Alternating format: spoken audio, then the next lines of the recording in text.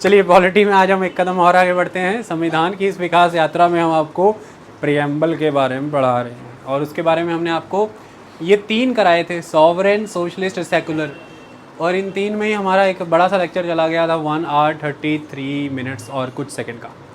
आप कहेंगे कितना एग्जैजरेट करते हैं, कितना खींचते हैं, कितना बढ़ाते हैं। हम ऐसे ही करते हैं, तुम्हारी मर्जी है, सुनना सुनो, नहीं सुनना मत सुनो। आज हम नेक्स्ट करेंगे, दैट इज़ डेमोक्रेटिक। ओके, चलिए देखिए प्रियम्बल में वर्ड हरमीत डेमोक्रेटिक दिया गया है। ऐसे बैठो कि आप मुझे साफ ही दिखो, ऐसे लग रहा है जैसे कुटिया के पीछे से छुप के देख रही हो। तो डेमोक्रेटिक का क्या मतलब यहाँ पर लिया गया है? देखो, डेमोक्रेटिक पॉलिटी का मतलब इंडियन कॉन्स्टिट्यूशन के हिसाब से जो प्रियम्बल का पर्पज़ है, जिसके रिलेटेड फिर प्रोविज़न कॉन्स्टिट्यूशन के अंदर होंगे, वो पर्पज़ ये है कि जो पॉलिटिकल डेमोक्रेसी हमारी कंट्री में है उसमें पॉपुलर सॉवरेनिटी का कंसेप्ट इम्पोर्टेंस है। क्या है पॉपुलर सॉवरेनिटी सोनाली? जैसे ही आप आंसर देना शुरू करोगे मैं बोलना शुरू कर दूंगा, इसलिए आप आंसर ही नहीं दे रहे हैं ना, मतलब आता तो है ही आपको। तो पॉपुलर सॉवरेनिटी का कंसेप्ट यहाँ पर ये है कि जनता में सारी ताकत है। सो डेमोक्रेसी में हमें ये देखना होता है कि सुप्रीम पावर किसके पास है। सुप्रीम पावर किसके पास है? सुप्रीम पावर आपके पास है, जनता के पास है। इसी के लिए, क्योंकि सुप्रीम पावर जनता के पास है तो मतलब पॉपुलर, और सुप्रीम पावर है तो यू आर सॉवरेन, संप्रभु, आपके समान कोई भी नहीं, तो इसलिए पॉपुलर सॉवरेनिटी है। ठीक है, ये सॉवरेनिटी ही तो है ना जो हमारी इंडिपेंडेंस को निश्चित करती है। हमारी स्वतंत्रता किससे निश्चित होती है? संप्रभुता से। क्यों? जब हम अपने आंतरिक यानी कि इंटरनल और बाहरी यानी कि एक्सटर्नल एक्ट अपनी कंट्री के social, cultural, political, economic interest में लेने के लिए पूरी तरह से स्वतंत्र हैं, वही हमारी सॉवरेनिटी है। यानी कि उन निर्णयों को लेते वक्त हम यदि कभी भी किसी वजह से बाधित हो रहे हैं, किसी बाहरी मुल्क की इच्छा पर निर्भर कर जा रहे हैं और अपने देश के सामाजिक, आर्थिक, राजनीतिक और सांस्कृतिक हितों की पूर्ति नहीं कर पा रहे हैं आंतरिक और बाहरी कृत्यों के जरिए, तो फिर वह संप्रभुता नहीं, हम फिर सॉवरेन नहीं हैं। और फिर हम सॉवरेन नहीं तो स्वतंत्र नहीं हुए ना हम। तो अब हम सॉवरेन हैं इसलिए स्वतंत्र हैं। लेकिन यह स्वतंत्र कौन हुआ था? स्वतंत्र देश की जनता है। तो फिर सॉवरेनिटी भी देश की जनता से ही आती है। तो पॉपुलर सॉवरेनिटी जो है वो पॉपुलर सॉवरेनिटी है। आई बात समझ में? और यही है हमारी कंट्री का डेमोक्रेसी का कंसेप्ट, ये एक आस्पेक्ट है। अब देखिए, डेमोक्रेसी भी जो होती है वो ऐसा बताया जाता है कि 2 तरह की होती है। एक डायरेक्ट डेमोक्रेसी होती है और दूसरी इनडायरेक्ट। दोनों ही तरह की डायरेक्ट डेमोक्रेसी में एक चीज़ तो कॉमन होती है। अच्छा, डेमोक्रेसी कौन सी भाषा का शब्द होगा? ये ग्रीक भाषा का शब्द है। और ग्रीक भाषा में इसे कैसे लिया जाता है? डेमोस और क्रेशिया। तो डेमोस का मतलब यहाँ पर क्या है? The people. और क्रेशिया का मतलब रूल। तो पीपल रूल, जनता का राज। तो लोकतंत्र का मतलब सीधा ये तो क्लियर ही है कि जनता का राज। अब यहाँ से आप डेफिनेशन ले लीजिए, government by the people, government of the people, government for the people. ये तो सिंपल सी बात है। अब ये government of the people, by the people, for the people है बड़ा डीप बेटा, सुनने में आसान सा लगता है। अभी कहूँगा प्रमाणित करो तो कर नहीं पाओगे। कैमरा रोक के प्रमाणित करा लेते हैं, फिर आगे बढ़ेंगे। ठीक है, रोको। तो हो गई हमारी बात। अब दोबारा से कैमरा ऑन हो। Government of the people, by the people, for the people समझाएंगे, पहले समझ ले सारी कहानी। तो पीपल रूल। तो डायरेक्ट डेमोक्रेसी, इनडायरेक्ट डेमोक्रेसी, दोनों में ही जनता का रूल होगा, लेकिन डायरेक्ट इनडायरेक्ट। तो डायरेक्ट में क्या है? जिसमें सीधे जनता ही अपनी शक्तियों का इस्तेमाल सीधे कर। सुप्रीम पावर दोनों ही मामलों में जनता के पास है। सुप्रीम पावर किसके पास है? पीपल। लेकिन डायरेक्ट डेमोक्रेसी में पीपल डायरेक्टली इस सुप्रीम पावर को यूज़ कर रहे हैं। और कैसे? जैसे स्विट्ज़रलैंड में डायरेक्टली यूज़ हो रहा है। क्या हो रहा है? 4 तरह के प्रोसेसेस रहते हैं। हरमीत किस तरह के 4 प्रोसेसेस रहते होंगे? रेफरेंस यानी कि referendum, okay, recall, initiative and plebiscite.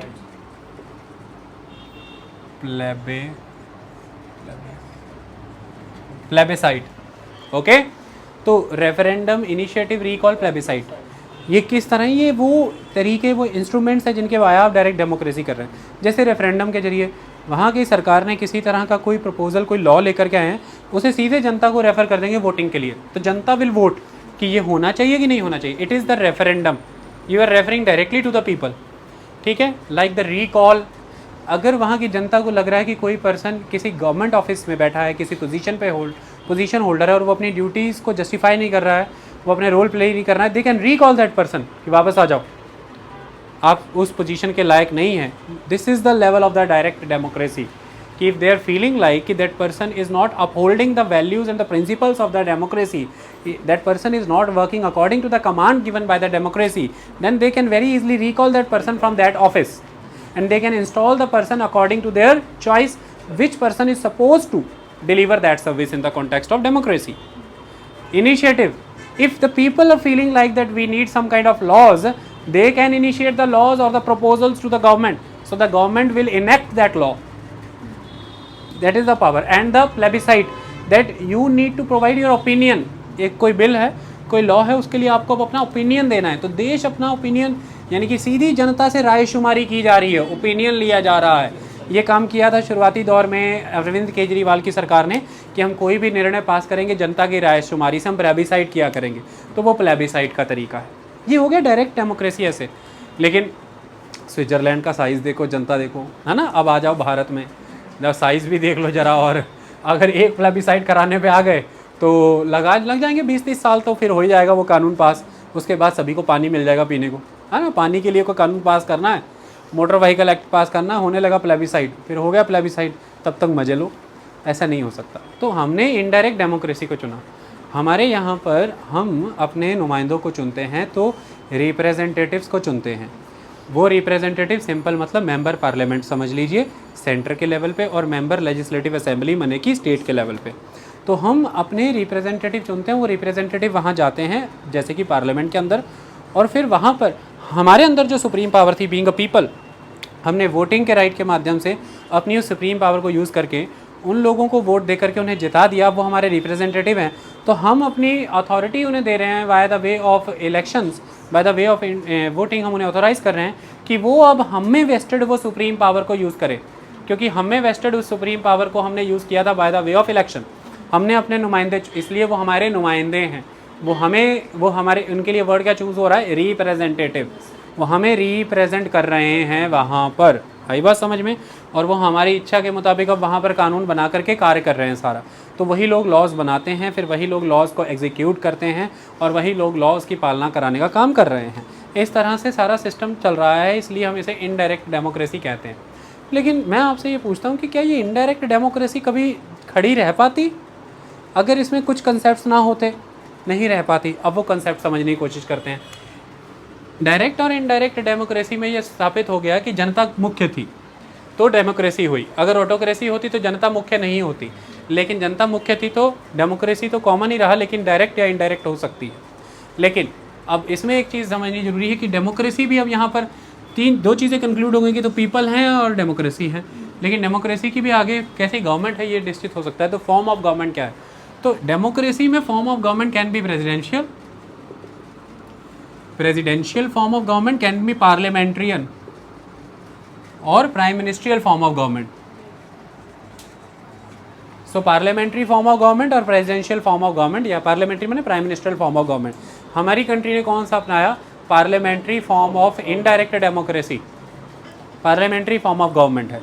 तो पार्लियामेंट्री फॉर्म ऑफ गवर्नमेंट हमने अपनाया ही इसी की वजह से कि हमारी कंट्री में एक रिप्रेजेंटेटिव सिस्टम है, और हमारे रिप्रेजेंटेटिव्स पार्लियामेंट में जाकर के आपको हमारे लिए विधान कानून बनाते नज़र आते हैं। अब उसमें एक चीज़ महत्वपूर्ण है कि ये तो सारा सिस्टम ही धराशायी हो जाए। तो पार्लियामेंट्री फॉर्म ऑफ गवर्नमेंट का बेड रॉक कौन है? आपसे कोई पूछ ले एग्ज़ाम में, it is the bed rock. अब आंसर देखो कैसे करोगे, कितनी किताबें पढ़ोगे, रट्टे में फंस जाओगे। पार्लियामेंट्री फॉर्म का बेड रॉक आँख बंद के चिन्ह मार के आना कि collective responsibility of the executive towards the legislature. इस क्लॉज को भी निगेट कर दूं तो पार्लियामेंट्री फॉर्म ऑफ गवर्नमेंट वाला क्लॉज ही गलत, क्योंकि फिर सुप्रीम पावर जनता में नहीं है। समझो कैसे, ये जनता है और जनता में से एक है आदमी, ठीक है, अब ये उसने क्या पहना है, मास्क उसका कान में लटका है, क्या है, ये तुमको देखना है, बंदा यही है। ये जनता ने, इस आदमी ने एक वोट डाला और ये इसने अपना एक रिप्रेजेंटेटिव चुना, ये जा कर के पार्लियामेंट में बैठा। पार्लियामेंट में बैठने के बाद ये रिप्रेजेंटेटिव को ही मौका मिल गया मंत्री बनने का, और अब ये मंत्री बन करके टोपी इसने पहनी है, हीरो बन गया। ये है एग्जीक्यूटिव, सही मायने में ये है सरकार, ये है लेजिस्लेचर। इसी लेजिस्लेचर से उठ करके जा करके ये मंत्री बना था। तो आप लोगों ने डिफरेंट पॉलिटिकल पार्टीज़ को इलेक्शन में वोट डाली, बीइंग अ जनता। उनमें से जिस पार्टी को मेजॉरिटी सीट्स मिली लेजिस्लेचर के अंदर, यानी कि पार्लियामेंट के, लोकसभा के अंदर, उस पार्टी ने सरकार फॉर्म की, यानी कि एग्जीक्यूटिव। अब 2 मिनट के लिए सोचिए, अगर मैं इस एग्जीक्यूटिव की, इस लेजिस्लेचर के प्रति आंसरेबिलिटी और अकाउंटेबिलिटी ख़त्म करा दूं, तो आपका इससे संबंध कैसे बनेगा? Tell me any link between you and the executive if I am deleting the relationship between executive and legislature. Do you have any direct control on the executive of this country? Do you have any direct control on the council of minister? Do you have any direct control on the cabinet? No, zero control. You have no control. You have control on the legislature. Why? Because आपने चुन करके vote डाल करके नुमाइंदे वहाँ भेजे, और ज़रूरी नहीं है कि वो सारे नुमाइंदों की पार्टी ने ही सरकार बना दी, किसी एक मेजॉरिटी पार्टी ने सरकार बनाई है, और वो 280 सीटों की पार्टी हो सकती है, लेकिन 545 मेंबरों में से बाकी भी तो हैं 280 के बाद। पहली बात, फिर 280 मेंबर की उस पार्टी के सारे लोग सरकार का हिस्सा नहीं है, क्योंकि सरकार का हिस्सा मान लीजिए 70-75 मेंबर ही हैं, वो मिनिस्टर बन गए। बाकी के जो MPs हैं उसी पार्टी के, वो भी तो आपकी कॉन्स्टिट्यूएंसी में आपके नुमाइंदे हैं। आप उन्हीं से ना सवाल पूछोगे कि हमारे लिए कानून बन रहा है कि नहीं बन रहा है, तो वो लेजिस्लेचर में आ करके ये एग्जीक्यूटिव जवाब देती है। तो इसलिए लेजिस्लेचर में जो कानून पास होते हैं, उन्हीं कानूनों को एग्जीक्यूट करने के लिए ये एग्जीक्यूटिव है, ये पहली बात। फिर अपने हर कृत्य के लिए, हर काम के लिए ये एग्जीक्यूटिव लेजिस्लेचर के पास जवाबदेह है, यानी कि लेजिस्लेचर में इनको आके स्पष्टीकरण देना पड़ता है, जवाब देना पड़ता है, आंसर्स देने पड़ते हैं, 0R क्वेश्चन आर में सारे आंसर्स प्रेजेंट करने पड़ते हैं। ये दूसरी बात। तीसरी बात, जैसे ही इस एग्जीक्यूटिव को लेजिस्लेटिव में कॉन्फिडेंस नहीं मिला, यानी कि इनकी मेजॉरिटी सीट्स चली गई, तो ये एग्जीक्यूटिव भी एग्जिस्ट नहीं कर सकता without the confidence of the legislature. What do you mean by this word confidence? It is the confidence given by the people to the legislature. It is the confidence given by the people to that political party. And if that political party is losing the confidence into the legislature, they are having no right to be into the power like executive. Simple. It is a kind of the supreme power vested with the people.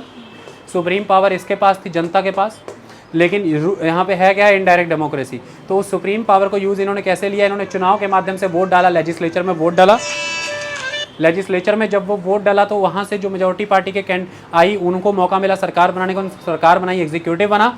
और अब regular way of accountability, regular way of answerability और the collective responsibility of the executive towards the legislature, ये person यानी कि जनता इस पर अपना control execute कर रहा है। तो यही है पॉपुलर डेमोक्रेसी का कंसेप्ट, पॉपुलर सॉवरेनिटी का कंसेप्ट, और सबसे important indirect democracy, parliamentary form of government में executive is responsible towards the legislature.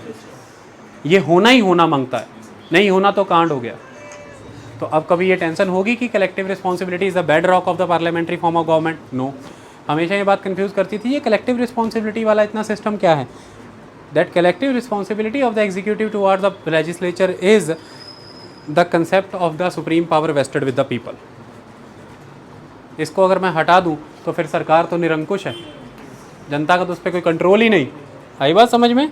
That is the most important aspect. तो हमारे कंट्री में डेमोक्रेसी को देखते हुए पार्लियामेंटेरियन फॉर्म ऑफ गवर्नमेंट का इस्तेमाल हुआ, इनडायरेक्ट डेमोक्रेसी का इस्तेमाल हुआ, जिसमें मेन आस्पेक्ट ये है कि हमारी डेमोक्रेसी में collective responsibility of the executive towards the legislature है।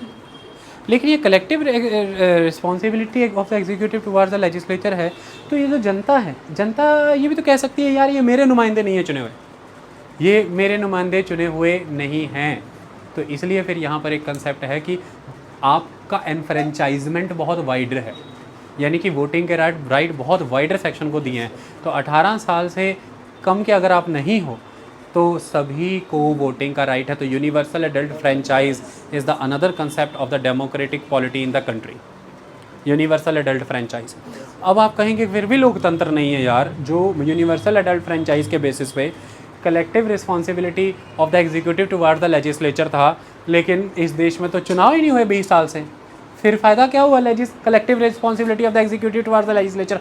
मंत्री जी इसी बात से डरते हैं ना, हाय रब, हाय भगवान, अगर मैंने नहीं सुनी इस लेजिस्लेचर में जाके मैंने सेटिस्फाई नहीं किया लेजिस्लेटर्स को, और इसके वाया राज्यसभा टीवी और लोकसभा टीवी के वाया जो प्रसारण हो रहा है सारे मुझे सुन रहे हैं, अगर जनता सेटिस्फाई नहीं हुई तो मैं तो आगे आगामी चुनाव में गया, मुझे तो वोट के वाया उड़ा देंगे। तो मुझे काम वही करना है जो जनता की विशेष हैं और जो देश के हित में है। तो इसलिए वो ऑन द टोज रहता है, क्योंकि regular elections. So regular election is also very important. Every 5 year आपके यहाँ पर चुनाव होते हैं। चुनाव भी 5 साल पे करा रहे हो, यूनिवर्सल एडल्ट फ्रेंचाइज भी रख दिया तुमने, collective responsibility of the executive towards the legislature भी रख दिया, सब है, तो तुम खुश हो रहे हो कि हाँ अब तुम्हारे देश में लोकतंत्र है। क्या फ़ायदा जब रूल ऑफ लॉ ही नहीं है, जब कॉन्स्टिट्यूशनलिज्म ही नहीं होगा? क्योंकि इसकी कलेक्टिव रिस्पॉन्सिबिलिटी जो इस लेजिस्लेचर की तरफ है, तो ये कहेगा कि तुम जाओ भाड़ में, हमें तो वोट डाला है 37% वोट शेयर, और इतना तो हमारी मेजॉरिटी कम्युनिटी के लोगों ने ही डाल दिया होगा, देश में इतने तो हमारे ही धर्म से जुड़े हुए लोग हैं, हम अब उनकी मर्जी के काम करेंगे, मंदिर वहीं बनाएंगे, मस्जिद वहीं बनाएंगे, गुरुद्वारा वहीं बनाएंगे, फिर क्या होगा? कुछ नहीं होगा। लेकिन ऐसा हो नहीं सकता बेटा, क्योंकि तुम्हें चलना तो कॉन्स्टिट्यूशनलिज्म से। ठीक है, तुम वोट पा करके आए हो, लेकिन जिनकी वोट लेकर के आए हो उनके घर में नहर का पानी पहुंचाओ, ऐसे अधिकार तुमको किसी ने नहीं दिए। जिसने बगल वाले ने वोट नहीं दिया उसके घर में भी पहुंचेगा। पता लग जाए गांव में, हाँ भाई वोट किस किसने डाला था हमको, तो भाई हमने तो देखिए पंजे पे वोट डाला था, हमने कमल पे डाला था, हमने झाड़ू पे डाला था। सरकार किन की मान लो? कमल वालों की। पंजे और झाड़ू घर पानी नहीं जाना चाहिए, ये तो हो गया बस देश का भंटाधार। इसी तरह लगे रहो 5-5 साल, उनके घर 5 साल पानी नहीं, फिर तुम्हारे घर 5 साल पानी नहीं। वो कहेंगे ऐसा लोकतंत्र तो इससे तो बेकार, ऐसा राजशासन ही अच्छा था। ऐसा नहीं हो सकता। रूल ऑफ लॉ है। पार्लियामेंटेरियन फॉर्म ऑफ गवर्नमेंट तभी खड़ा रह सकता है, लोकतंत्र तभी खड़ा रख सकता है जब कानून का राज हो, किसी के बाप की राज ना हो। राजतंत्र नहीं तो रूल ऑफ लॉ, सबके घर में पानी जाएगा, क्योंकि पानी सरकार की जरूरत नहीं है देने की, पानी तो आपका गारंटेड अधिकार है, और वो आपको कौन गारंटी कर रहा है? संविधान। और अब आप कहेंगे सिर्फ जो चीज़ें सरकार के हाथ में, सरकार उसमें भेदभाव कर सकती है। अबे सरकार को भी तो गारंटी संविधान ही कर रहा है। सरकार को गारंटी सरकार कौन दे रहा है? संविधान। तो सरकार जब संविधान दे रहा है तो संविधान क्या दे रहा है? संकल्प सभी एक समान। India is one, that one is India. खत्म कहानी। तो इसलिए क्या होना चाहिए? अब रूल ऑफ लॉ है, अब है। मेरे घर पानी नहीं दिया, लेकिन मैंने वोट डाला था हाथी को, मुझे पानी नहीं दिया। कहते तूने तो हाथी को वोट डाला था ना, तुझे पानी नहीं देंगे। और मैं कह रहा हूँ, तेरे को बताता हूँ मैं, रूल ऑफ लॉ है इस कंट्री में। कहेंगे जा, चला जा दिल्ली, चला जा सुप्रीम कोर्ट चला जा। और मैं सुप्रीम कोर्ट चला गया, उनको जब बोल रहा हूँ सरकार देखिए मुझे रूल ऑफ लॉ के तहत पानी नहीं दे रहा, मैंने फंडामेंटल राइट को रिस्टोर करा दे। और वो कह रहे हैं हाँ कल कराएंगे तुम्हारे, और फ़ोन लगा रहे हैं, हाँ सरकार आपने पानी नहीं दिया। सरकार बेटा तुम्हारी नियुक्ति हम करते हैं, उसने हाथी को वोट डाला था, अब हम उसको पानी नहीं डालेंगे।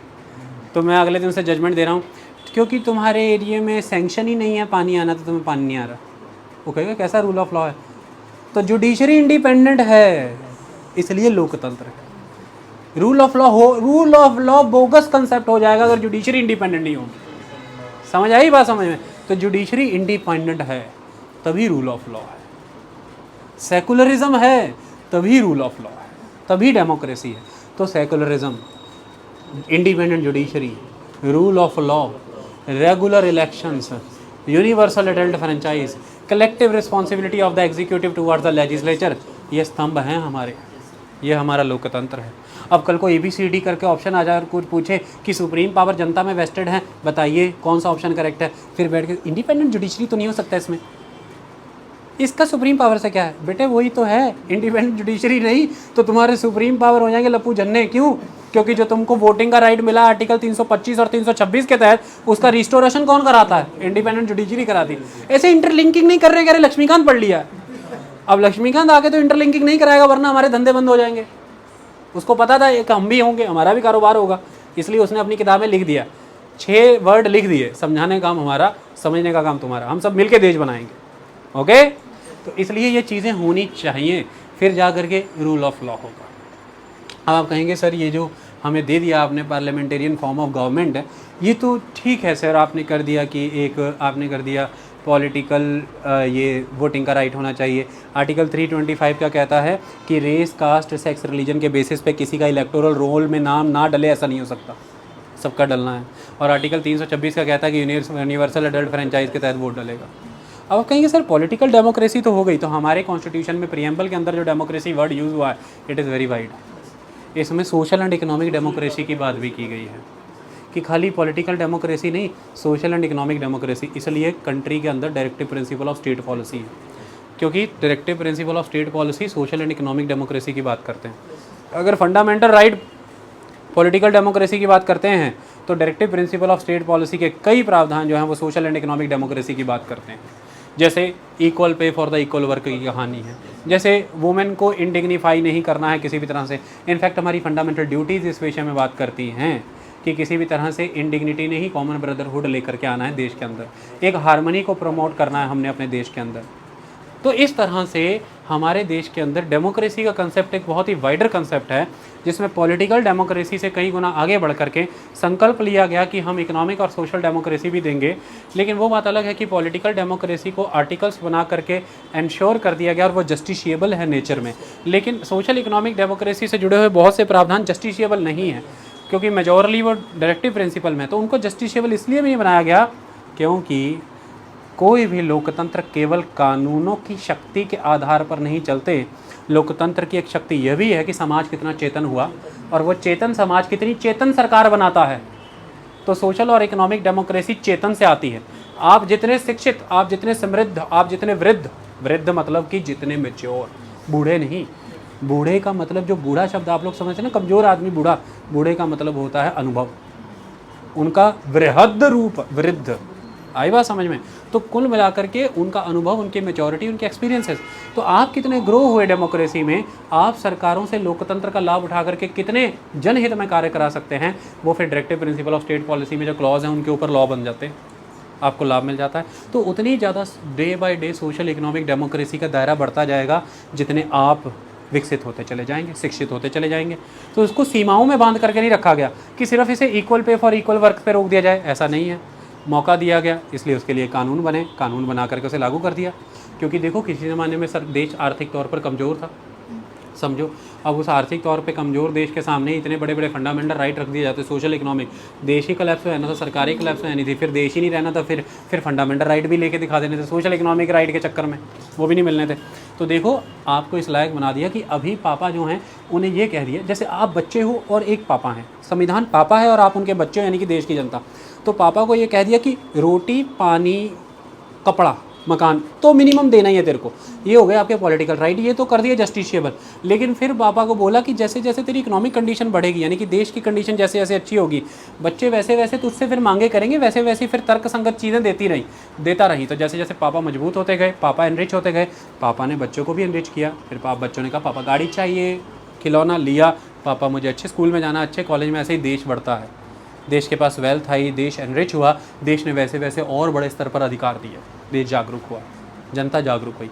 जनता ने वोटिंग उस आधार पर करनी शुरू की, जात पात धर्म समाज से ऊपर उठ करके जन कल्याण, महिला की शिक्षा, बच्चों के पोषण, देश का विकास, किसान की समृद्धि, वृद्ध, लेबर, वर्कर के हितों में, इन सेकुलर एजेंडों को जब आप मैनिफेस्टो में देखना शुरू कर देंगे, समझ लीजिए बात बन गई। लेकिन ध्यान रखें वो एजेंडे पे वो सेकुलर पॉइंट किसी कास्ट, कम्युनिटी या कल्चर के वजह से नहीं होना चाहिए, वो सीधे सीधे जनहित के इशू से ही आना चाहिए। आई बात समझ में? तो इस तरह से हमारी कंट्री में ये डेमोक्रेसी का कंसेप्ट हमारे प्रियम्बल में काम कर रहा है। अब आप मुझे पूछेंगे सर जरा मुझे बेसिक फीचर की थ्योरी बता दो, मुझे वो वाला आइटम याद करा दो जो बेसिक फीचर में। प्रियम्बल के अंदर डेमोक्रेसी का कंसेप्ट है, डेमोक्रेसी में इनडायरेक्ट डेमोक्रेसी। अब मैं आपसे पूछता हूँ, collective responsibility of the executive to are the legislature, ये बेसिक फीचर है कि नहीं? इसको अल्टर कर दोगे तो फिर संविधान ही बदल गया। अब मैं आपसे पूछता हूँ, independence of the judiciary is the basic feature और नॉट? Basic feature. अगर उसको बदल दो तो संविधान ही बदल गया। समझ आ रही है बातें? Rule of law basic feature है कि नहीं? है। इसको बदल दोगे। अब आप मुझसे कहो सर हमें रट्टा मरवाओ बेसिक फीचर का, तो तुम्हारी गलती हुई है। बेसिक फीचर तो बेसिक है, वो तो बेसिक से ही समझ आएगा, और बेसिक हम करा रहे हैं एडवांस हम कराते नहीं, ओके, बेसिक में ही काम है सारा। बेसिक को किस लेवल पे करो, एडवांस लेवल पे। बेसिक छोड़ के कुछ एडवांस कभी मत करो ये बता के कि ये क्या पढ़ा रहा है आदमी, ये तो बहुत बेसिक है, एडवांस पढ़ो पेपर क्लियर हो। नहीं, बेसिक को ही एडवांस पढ़ो। आगे बढ़ें। नेक्स्ट कंसेप्ट जो हमारे सामने आता है, इट इज़ द रिपब्लिक। अब आदमी सोचे अभी डेमोक्रेसी पढ़ा के हटा रिपब्लिक पढ़ा रहा है। डेमोक्रेसी एंड रिपब्लिक तो one and the same thing है। ऐसे दो दो चीज़ें अलग से क्यों पढ़ा रहा है ना। रिपब्लिक मैंने गणराज्य, डेमोक्रेसी मैंने जनता का राज, पीपल रूल। कितनी अजीब बातें लिख देते हैं प्रियम्बल के अंदर। डेमोक्रेटिक रिपब्लिक है वो, डेमोक्रेटिक रिपब्लिक। ध्यान से समझो कुछ चीज़ों को। आओ अब हम तुम्हें समझाते हैं वो वाली डेफिनेशन जो हमने बता दी थी कि डेमोक्रेसी में कि government by the people, of the people, for the people. चलो अब तुमको कुछ बातें समझाते हैं। इसमें जनता बना दें फिर से, ओके। पूरे लॉकडाउन में हमने एक न्यू इक्विपमेंट यूज़ किया है, डस्टर। पहले हम एक क्लॉथ यूज़ करते थे लेकिन अब हम डस्टर का यूज़ करते हैं।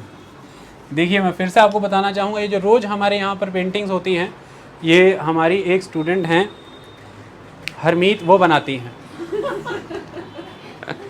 ये झूठ है, ये राधिका बनाती हैं। और ये भी पेंटिंग अपने आप में बहुत खूबसूरत। देखिए नीचे प्रतिबिंब बन रहा है पानी में, और सब कुछ बहुत अच्छा है। पक्षी भी हैं, परेशान तो हैं लेकिन अब क्या करें, पर जो भी है सही है। चलिए अब समझिए, जनता। आप कभी मुझसे पूछे सर आपकी ड्राइंग ख़राब है कि आपका ये सोशल इकोनॉमिक कंसेप्ट है, कोई सोशल इकोनॉमिक कंसेप्ट है। अगर इनके मैं नैंड नक्श या कुछ बनाऊंगा तो भेद पैदा हो जाएगा, भेद उत्पन्न हो जाएगा। लेकिन अब आप इनमें भेद करके दिखाइए। देखिए हम समानता के समर्थक हैं, हम भेद नहीं करना चाहते। याद होगा शुरुआती दूरदर्शन के ऐड, उसमें जनता जो दिखाते थे ना ना ना ना ना ना ना ना ना ना ना ना ना ना ना ना ना, वैसे ही होते थे। समानता थी वो, ये भी समानता है। चलिए ये भी एक आर्ट फॉर्म है जिसमें नैंड नक्श नहीं बनाने। क्या बोलते हो उस आर्ट फॉर्म को राधिका? Line drawings art. चलो समझो, तो ये जनता है। गवर्नमेंट क्या थी? Government by the people, government by the people. मतलब इन सब ने वोट डाला तो इनकी द्वारा सरकार बनी, है ना। गवर्नमेंट ऑफ द पीपल मतलब इन्हीं में से ये उठा, इसको यहाँ से डिलीट कर दूँ। ये तीनों ने जा कर के एक सरकार बनाई, गवर्नमेंट फॉर द पीपल, इनके लिए ये सरकार। इनमें से एक भी वायलेंस हो जाएगा तो डेमोक्रेसी नहीं रहेगी। जैसे ध्यान से समझिए, सपोज कीजिए government of the people, government of the people होती, गवर्नमेंट फॉर द पीपल होती, दोनों ही होते। Government of the people, government for the people, but government by the people नहीं होती। आप ही लोगों में से कुछ लोगों को उठा करके ऑफ द पीपल हो गया, आप ही लोगों के लिए एक सरकार बनाई जाती, फॉर द पीपल हो गया। समझ आई बात? अंग्रेजों के समय में अंग्रेज ये नहीं कर रहे थे, ग्रेजुअली आपको धीरे धीरे स्थान दे रहे थे। लेकिन उसमें फिर क्या नज़र आ रहा था, जब भी आप अपने ही लोगों के हित में कुछ काम करने जाते थे, कोई वीटो आ जाती थी, कोई इमरजेंसी लग जाती थी, स्पेशल पावर का यूज़ हो जाता था, क्योंकि गवर्नमेंट बाय द पीपल नहीं थी। उस समय में गवर्नमेंट कॉलोनियल स्टेट से आ रही थी, यानी कि ब्रिटेन से आ रही थी। तो जब आप ही लोगों के द्वारा नहीं होगी ना वो सरकार, बाय द पीपल नहीं होगी, तो भी वो आपके हितों में काम करे, इस पर संदेह है। इसलिए बाय द पीपल होनी चाहिए। चलो समझ लो, चुने आप, गवर्नमेंट बाय द पीपल है, वोट आपने डाला, गवर्नमेंट फॉर द पीपल है, आप ही के लिए है, लेकिन लोग आप में से नहीं हैं कोई बाहरी लोग। गवर्नमेंट ऑफ द पीपल है, वह भी आपके हितों में काम नहीं, आपकी सभ्यता, संस्कृति, ज़रूरतें नहीं समझ पाएंगे। और लोकतंत्र में ये बहुत ज़रूरी है, वो पर्सन डिग्री होल्डर हो ना हो, वो पर्सन आपकी सभ्यता, संस्कृति, आवश्यकताओं को समझता हो। यानी कि अगर वो एक पशुपालक है तभी वो जनता का नुमाइंदा हो सकता है, क्योंकि उसे पता है पशुओं को कौन सी बीमारियां पड़ती हैं, पशुओं को कब खल डालनी है, कब भोजन डालना है, कब नहीं। इसके लिए उसे पर्टिकुलर कोई डिग्री होल्डर होना ज़रूरी नहीं है। जैसे कि धोनी को छक्के मारने के लिए डिग्री नहीं चाहिए, अपनी फील्ड के स्किल्स चाहिए। इसी तरह से आपके रिप्रेजेंटेटिव होते हैं। अमूमन किसान नेता आप देख लेना, किसी पर्टिकुलर डिग्री में एजुकेटेड हो ना हो, लेकिन किसी भी डिग्री होल्डर से ज़्यादा किसान के विषय में जानते हैं। उन्हें पता है किसानों को रिप्रेजेंट कैसे करना है, क्योंकि वो जनता के नेता होते हैं। इसलिए जनता के द्वारा लोकतंत्र स्थापित होता है। तो मान लीजिए कि वो गवर्नमेंट ऑफ द पीपल नहीं, गवर्नमेंट बाय द पीपल भी थी, वोट भी आपने डाले, गवर्नमेंट आपके लिए भी थी, फॉर द पीपल भी थी, जिनको वोट डाले वो आप में से नहीं थे। आई बात समझ में? गवर्नमेंट बाय द पीपल थी, फॉर द पीपल थी, पर ऑफ द पीपल नहीं थी, तो भी वो आपके हितों में कार्य करें ऐसा मुमकिन नहीं है। जैसे हम कह देते हैं ना, पैराशूट एंट्री, पैराशूट एंट्री करा दी, याद करिए।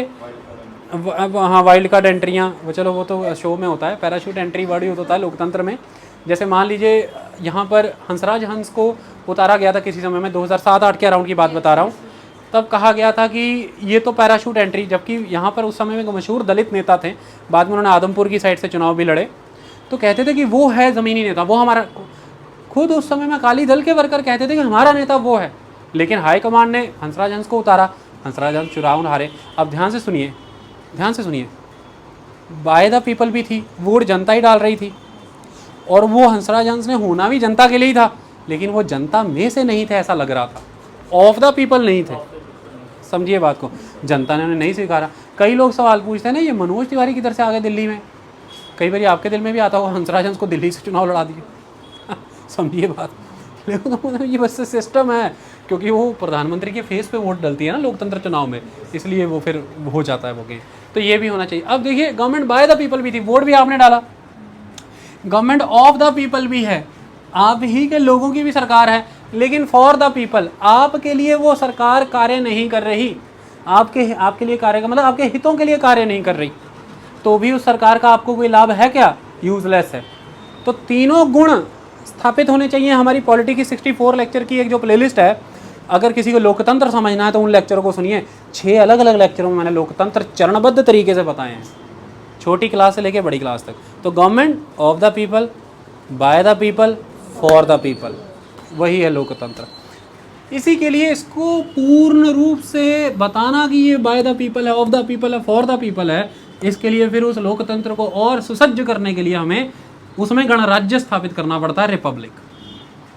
उसमें गणराज्य स्थापित करना पड़ता है, रिपब्लिक। कैसे?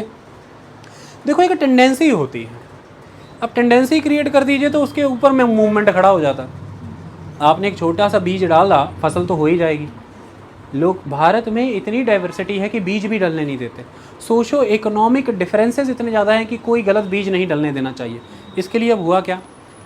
डेमोक्रेटिक भारत भी है, डेमोक्रेटिक ब्रिटेन भी है, लेकिन ब्रिटेन में डेमोक्रेटिक मोनार्की है, इंडिया में डेमोक्रेटिक रिपब्लिक है।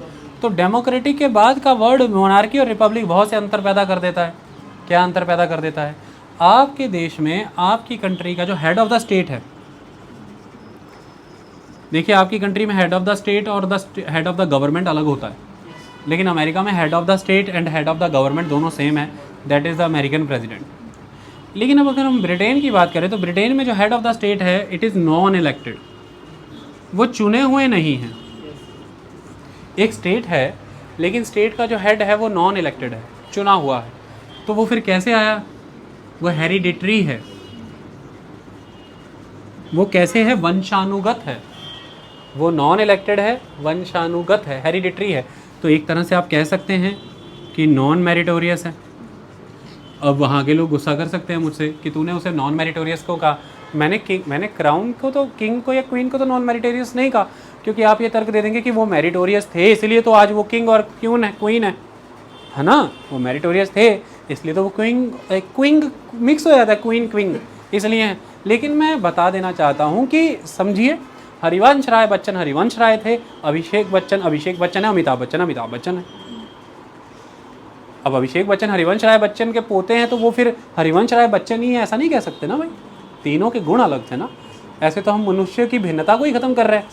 अभिषेक बच्चन के स्किल्स अपने लेवल पे, हरिवंश राय बच्चन के स्किल्स अपने लेवल पे थे, जैसे मेरे पिताजी और मेरे स्किल्स अपने अपने लेवल पे हैं। तो वो क्योंकि किंग या क्वीन के परिवार से आ रहा है, वो राज शासन से आ रहा है, तो वो उन गुणों को लेके ही जन्मा है, वो मेरिटोरियस है। ये तो अपने आप में एक प्रिविलेज क्लास को जन्म देता है। तो लोकतंत्र दोनों में ही है, लेकिन भारत के लोकतंत्र में एक साफ और बड़ा तगड़ा मैसेज भेजा गया कि किसी तरह का क्लास प्रिविलेज एग्जिस्ट नहीं कर सकता। रिपब्लिक यहाँ पे आता है क्योंकि इंडिया जैसी डाइवर्स कंट्री में, जिसने हज़ारों साल तक एक क्लास प्रिविलेज सिस्टम भोगा हो, ऐसे में अगर गलती से एक पॉइंट भी छोड़ देते ना, एक टेंडेंसी छोड़ देते, तो वो क्लास प्रिविलेज कल्चर कितना एक्सटेंड हो जाता आप सोच नहीं सकते थे। आई बात समझ में? ये एक महत्वपूर्ण चीज़ थी। इसलिए क्लास प्रिविलेज हमारी यहाँ पर नहीं है। तो हमारा हेड ऑफ द स्टेट हमारा राष्ट्रपति है, मोनार्क नहीं है। और वो कौन है? इलेक्टेड। तो किसी भी रिपब्लिक का head of the state must be elected. Directly हो या इनडायरेक्टली क्या फ़र्क पड़ता है? इलेक्टेड है। क्या है? क्योंकि सुप्रीम पावर किस में वेस्टेड है? जनता में। और हमारे देश का राष्ट्रपति इनडायरेक्टली इलेक्टेड है, यानी कि सिंगल ट्रांसफरेबल वोट सिस्टम के तहत प्रोपोर्शनल रिप्रेजेंटेशन इलेक्शन से चुना जाता है। और हमारी जनता जिन नुमाइंदों को चुनती है, लेजिस्लेटिव असेंबलीज़ के, लोकसभा और राज्यसभा के मेंबरों को, वो आगे इलेक्टोरल कॉलेज बना के राष्ट्रपति को चुनते हैं। तो चुना किसने? हमने, इनडायरेक्ट इलेक्शन के माध्यम से। तो हमारे देश का हेड ऑफ द स्टेट भी हम ही चुनते हैं। तो वो पोजीशन इलेक्टेड है। सबसे पहले आपने अटैक कर दिया क्लास प्रिविलेज पे, तो आपने किसको प्रमोट किया? फिर मेरिट। किसको प्रमोट किया? मेरिट। तो आपने किसको निगेट किया? सक्सेसरशिप को। आपने किसको निगेट किया? हेरिडिटरी को। तो हमारे देश में वंशानुगत चीज़ें नहीं है। प्रमाणित होता है आर्टिकल 17 और आर्टिकल 18। आर्टिकल 18 कहता है एबोलिशन ऑफ टाइटल्स, आर्टिकल 17 कहता है एबोलिशन ऑफ अनटचेबिलिटी। और 1971 में